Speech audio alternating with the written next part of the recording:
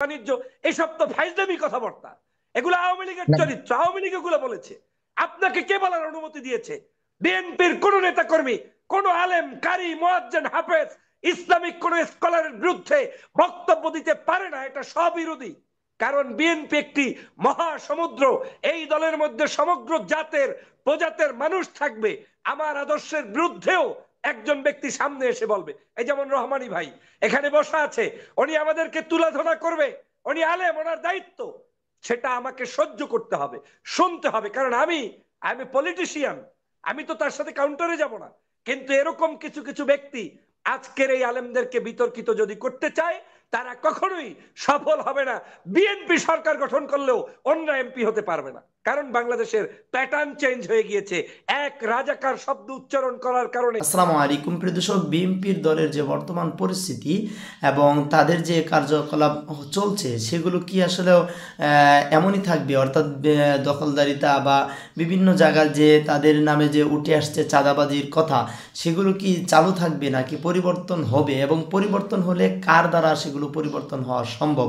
এবং আমরা দেখছি যে বর্তমান সময়ে সকল ইসলামিক দলগুলো ঐক্য হতে যাচ্ছে এবং ইসলামিক দলগুলো যদি একজোট হয় তাহলে বিএনপির সমস্যাটা কোথায়? প্রিয় চলুন, অনেকগুলো গুরুত্বপূর্ণ বিষয় নিয়ে আলোচনা করেছেন ডক্টর ফয়জুল হক। আমরা তার আলোচনাটি শুনবো, তারপরে থাকছে বিস্তারিত।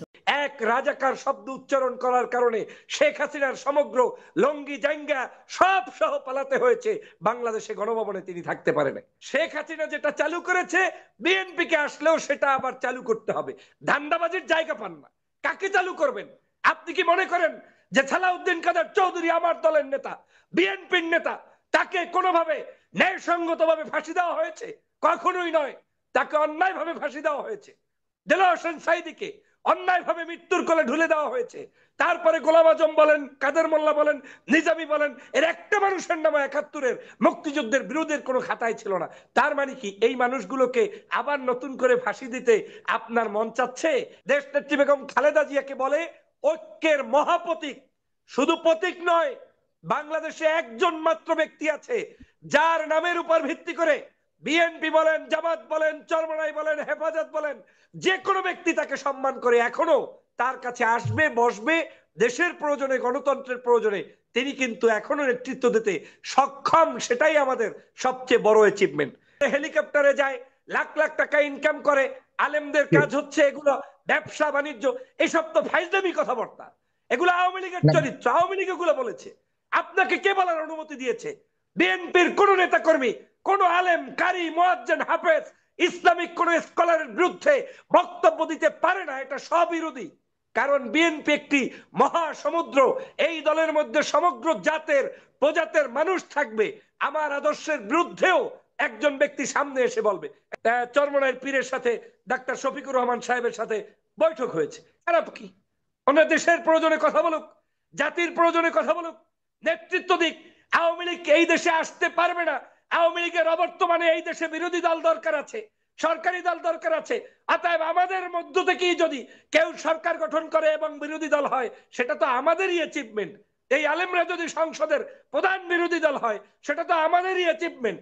অতএব দোষের কিছু নাই। আমি শফিক সাহেবকে ধন্যবাদ জানাই। উনি ঝালকাঠির কায়েদ সাহেব হুজুরের দরবারে কয়েকদিন আগে গিয়েছেন, তারপরে সারসিনাতে গিয়েছেন, আজকে চরমনায় গিয়েছেন। সম্ভবত উনি মামুনুল সহ অনেক আলেম সাহেবদের সাথে সাক্ষাৎ করেছেন। আওয়ামী লীগ হারিয়ে গিয়েছে, এবং হারিয়ে গিয়েছে বলতে নিজ দায়িত্বে পালিয়ে গিয়েছে। তো তখন এই জায়গাটায় আওয়ামী বিরোধী মানুষগুলো একত্রে একই সাথে থাকবে, একই সাথে বসবে, একই সাথে খাবে, এই কল্পনা করাটাও যেমন অন্যায়, পাশাপাশি এটা হওয়ার সুযোগও নাই। কারণ হচ্ছে আপনার তো প্রতিদ্বন্দ্বী হবে, গণতান্ত্রিক দেশ, নির্বাচন হবে। নির্বাচনী প্রক্রিয়ায় বিএনপি বিএনপির জায়গা থেকে সর্বোচ্চ বড় দল, ভোট পাওয়ার চিন্তা করবে, ক্ষমতায় যাওয়ার চিন্তা করবে। জামাত চিন্তা করবে নির্যাতিত দল, তাদের এত মানুষ ফাঁসি হয়েছে, তাদের উপরে জুলুম অত্যাচার হয়েছে, এই মানুষগুলোর কারণে তারা রাষ্ট্র ক্ষমতায় আসার স্বপ্ন দেখা কখনোই খারাপ কিছু নয়। তাছাড়া অন্যান্য রাজনৈতিক দলও তো সেই জায়গা থেকে রাজনৈতিক দলগুলো তাদের প্যাটার্ন হয়তো কিছুটা চেঞ্জ করেছে, যে কারণে আমাদের সামনে ভেসে উঠছে যে অনৈক্য হয়ে যাচ্ছে কিনা। এখন দায়িত্ব আপনার দলের দায়িত্ব আপনার, আমার দলের দায়িত্ব আমার। যেটা আমাদের মুন্নিয়াপা একটু আগে ভালো করে বোঝানোর চেষ্টা করেছিলেন যে আপনার দলে যদি খারাপ কিছু থাকে সেটা তো আপনাকেই সংশোধন করতে হবে। আপনার দলের মধ্যে ভালো যদি কেউ কিছু করে থাকে সেটা তো সেই দলকেই করতে হবে। যেমন আমি নিজে আজও বলছি, আপনাকে মিডিয়ার সামনে পেয়েছি বিদায় আমি একদম এটা জনগণকেও ক্লিয়ার করার উদ্দেশ্যে বলছি, বিএনপি কেও ক্লিয়ার করার উদ্দেশ্যে বলছি। আমি বিএনপি করি শহীদ রাষ্ট্রপতি জিয়াউর রহমানের বিএনপি, আমি বিএনপি করি খালেদা জিয়ার বিএনপি, তারেক রহমানের বিএনপি। এর বাইরায় অনেক বিএনপি কি আমি দেখি নব্য বিএনপি যারা মূলত তাদের আদর্শের ভিতরে বিন্দুমাত্র নাই, কিন্তু তাদেরকে বিক্রি করে কোন পদ পদবি বা মানে রাষ্ট্রীয় বিশেষ সুযোগ সুবিধা পেতে চায় এবং পেতে গিয়েই এই দুর্ঘটনাগুলা তারা করে বেড়াচ্ছে, যেটার জন্য দল ক্ষতিগ্রস্ত হচ্ছে। যেটা আপনি ইতিমধ্যেই দেখেছেন, বিএনপির নেতা জনাব তারেক রহমান সাহেব গত দুদিন আগে, বেশি দিন না, 89তম শহীদ জিয়ার মানে জন্মবার্ষিকী উপলক্ষে তিনি অনলাইনে ভার্চুয়ালি বক্তব্য দিতে গিয়ে এত কঠোর বক্তব্য কোনো সময় তিনি দেন নাই।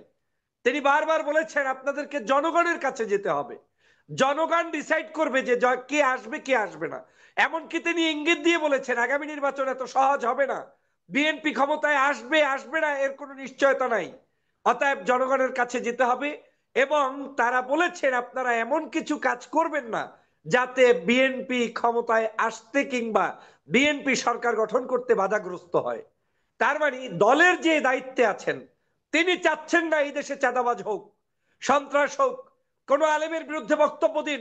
তিনি চাচ্ছেন না এদেশে কোনো ধরনের ওই মুক্তিযুদ্ধের ইস্যু, অমুক ইস্যু, তমুক ইস্যু, এগুলা টেনে এনে আবার নতুন করে সংঘাত সৃষ্টি করেন। এটা তারেক রহমান চায় না, আমি অন্তঃকরণে বললাম। আমি বিশ্বাস করি এটা খালেদা জিয়া চায় না। গত প্রায় 16 বছর যেই মানুষগুলোর জন্য আমি কথা বলেছি, সেই মানুষগুলোর বিরুদ্ধে আমি বিএনপি করলেও কোনোদিন বলতে পারবো না, তাহলে তো আমি তো টুয়াইস ভেজ হয়ে গেলাম। কারণ আমি যখন আওয়ামী লীগের বিরোধিতা করেছি তখন আমার প্রয়োজনে জামাতের পক্ষে বলতে পেরেছি, যুদ্ধাপরাধী ইস্যুগুলো যে সাজানো নাটক ছিল সেটার প্রতিবাদ করতে পেরেছি। কিন্তু আজকের আমি হীন স্বার্থে কোন পদ পদবীর লোভে কিংবা এমপি মন্ত্রী হওয়ার জন্য দলের কোন একজন ব্যক্তি কিংবা ভারতের দালালদেরকে খুশি করার জন্য তাদের বিরোধিতা অন্তত ডক্টর ফয়জুল করবে না, এবং এটা বিএনপি পছন্দ করে না। খালেদা জিয়ার মুখ থেকে কোনো ধরনের শব্দ চয়ন হয় না যেই শব্দ চয়নে ঐক্য বিনষ্ট হয়। আপনি জানেন বাংলাদেশের মানুষ এখন দেশনেত্রী বেগম খালেদা জিয়াকে বলে ঐক্যের মহাপ্রতীক। শুধু প্রতীক নয়, বাংলাদেশে একজন মাত্র ব্যক্তি আছে যার নামের উপর ভিত্তি করে বিএনপি বলেন, জামাত বলেন, চরমনাই বলেন, হেফাজত বলেন, যে কোনো ব্যক্তি তাকে সম্মান করে এখনো তার কাছে আসবে, বসবে, দেশের প্রয়োজনে, গণতন্ত্রের প্রয়োজনে তিনি কিন্তু এখনো নেতৃত্ব দিতে সক্ষম। সেটাই আমাদের সবচেয়ে বড় অ্যাচিভমেন্ট। আমি, আপনি বলেছেন আমার দলের যেহেতু কয়েকটি বিষয়ে যে আসলে দল কিভাবে পারছে, আমার কাছে মনে হচ্ছে তারেক রহমান সাহেব বাংলাদেশে প্রত্যাবর্তন করলে দলের এক ধরনের চিত্র হবে, আর তার আগমনের আগ পর্যন্ত দলের এক ধরনের চিত্র থাকবে। এখন অবশ্যই দল ক্ষতিগ্রস্ত হচ্ছে, যেমন আপনার মিডিয়া তো বসে থাকবে না, কেউ তো কথা বলা বন্ধ করবে না। যেমন বাংলাদেশের প্রত্যেকটি জায়গায়, এই যে গত কয়েকদিন আগে একজন দলের সিনিয়র নেতা তিনি বললেন যে মাহফিল, রাতভর মাহফিল হয়, মজলিস হয়, তারপরে হেলিকপ্টারে যায়, লাখ লাখ টাকা ইনকাম করে, আলেমদের কাজ হচ্ছে এগুলো ব্যবসা বাণিজ্য। এসব তো ফাইজলামি কথাবার্তা, এগুলো আওয়ামী লীগের চরিত্র, আওয়ামী লীগ এগুলো বলেছে। আপনাকে কে বলার অনুমতি দিয়েছে? বিএনপির কোন নেতা কর্মী, কোন আলেম, কারি, মুয়াজ্জিন, হাফেজ, ইসলামিক কোন স্কলারের বিরুদ্ধে বক্তব্য দিতে পারে না। এটা স্ববিরোধী। কারণ বিএনপি একটি মহাসমুদ্র, এই দলের মধ্যে সমগ্র জাতের প্রজাতের মানুষ থাকবে। আমার আদর্শের বিরুদ্ধেও একজন ব্যক্তি সামনে এসে বলবে, এই যেমন রহমানী ভাই এখানে বসা আছে, উনি আমাদেরকে তুলাধনা করবে, উনি আলেম, ওনার দায়িত্ব, সেটা আমাকে সহ্য করতে হবে, শুনতে হবে। কারণ আমি পলিটিশিয়ান, আমি তো তার সাথে কাউন্টারে যাব না। কিন্তু এরকম কিছু কিছু ব্যক্তি আজকের এই আলেমদেরকে বিতর্কিত যদি করতে চায় তারা কখনোই সফল হবে না। বিএনপি সরকার গঠন করলেও অন্য এমপি হতে পারবে না, কারণ বাংলাদেশের প্যাটার্ন চেঞ্জ হয়ে গিয়েছে। এক রাজাকার শব্দ উচ্চারণ করার কারণে শেখ হাসিনার সমগ্র লঙ্গি জাঙ্গা সব সহ পালাতে হয়েছে, বাংলাদেশে গণভবনে তিনি থাকতে পারেন। আর একজন নেতা কয়েকদিন আগে, আমি যদিও এটার উপরে বক্তব্য দিয়েছিলাম, তিনিও মন্তব্য করে বলেছেন শেখ হাসিনা মুক্তিযুদ্ধের সময় বিরোধী শক্তির বিচার চালু করেছে, শেখ মুজিব এটাকে বন্ধ করেছিল। শেখ হাসিনা যেটা চালু করেছে, বিএনপি কে আসলেও সেটা আবার চালু করতে হবে। ধান্দাবাজির জায়গা পান না, কাকে চালু করবেন? আপনি কি মনে করেন যে সালাউদ্দিন কাদের চৌধুরী আমার দলের নেতা, বিএনপির নেতা, তাকে কোনোভাবে ন্যায়সঙ্গতভাবে ফাঁসি দেওয়া হয়েছে? কখনোই নয়। তাকে অন্যায়ভাবে ফাঁসি দেওয়া হয়েছে। দেলোয়ার হোসেন সাঈদীকে অন্যায়ভাবে মৃত্যুর কোলে ঢুলে দেওয়া হয়েছে। তারপরে গোলাম আজম বলেন, কাদের মোল্লা বলেন, নিজামী বলেন, এর একটা মানুষের নামে ৭১-এর মুক্তিযুদ্ধের বিরোধের কোনো খাতায় ছিল না। তার মানে কি এই মানুষগুলোকে আবার নতুন করে ফাঁসি দিতে আপনার মন চাচ্ছে? এই দলের এই মতের না, এটা হবে না।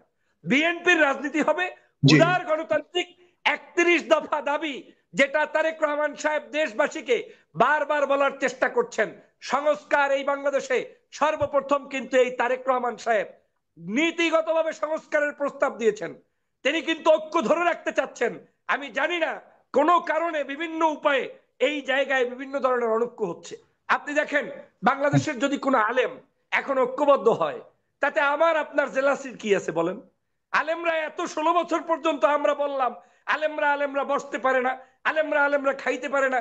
তখন বললাম আলেমরা কেন বসে না? এখন আবার আলেম বসছে। আপনি আমি তাদেরকে প্রতিদ্বন্দ্বী বানানোর যুক্তি তো নাই। বসছে ভালো কথা, আলেম বসুক, আলেম খাক, আলেম মিলাদ পড়ুক, আলেম নেতৃত্ব দিক, তাতে আমার কি সমস্যা? আমি আমার কথা বলবো, আলেমের কথা বলবে। আমি ধন্যবাদ জানাই ওই আলেমদেরকে। বিশেষ করে আজকে দেখলাম একজন চরমনাইয়ের পীরের সাথে ডাক্তার শফিকুর রহমান সাহেবের সাথে বৈঠক হয়েছে। খারাপ কি? ওনার দেশের প্রয়োজনে কথা বলুক, জাতির প্রয়োজনে কথা বলুক, নেতৃত্ব দিক। আওয়ামী লীগ এই দেশে আসতে পারবে না।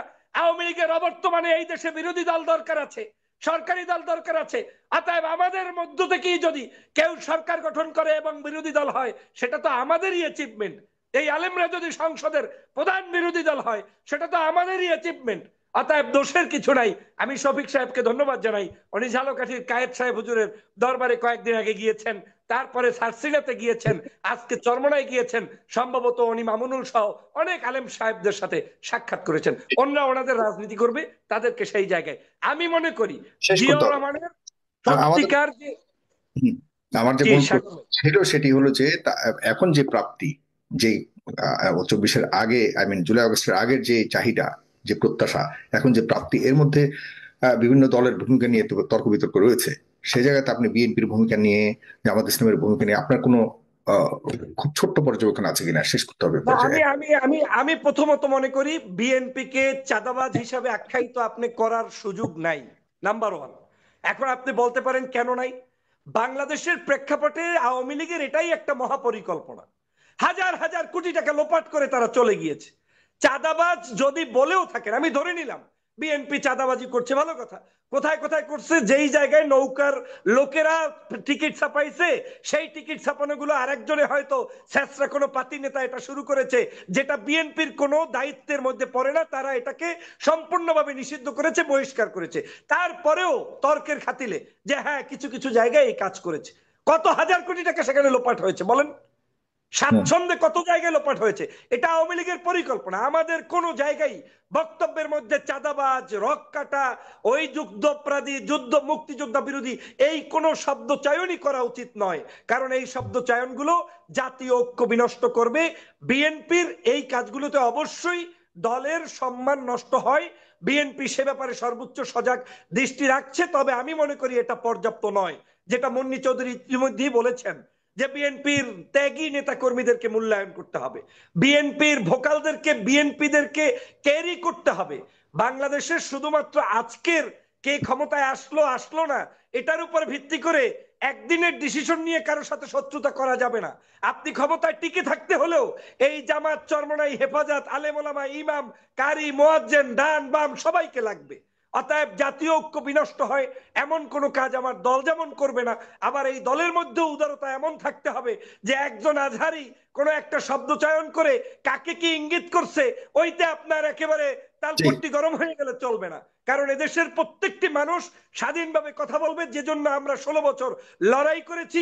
এই স্পেসটা বিএনপি কে ক্যারি করার মানসিকতা থাকতে হবে। আমি মনে করি বিএনপি একটা বিশাল দল, সেই দল থেকে হয়তো কিছু কিছু কারণে তাদের কিছু বদনাম হচ্ছে, কিন্তু সেটা রিকভারি লেভেলে এখনো আছে।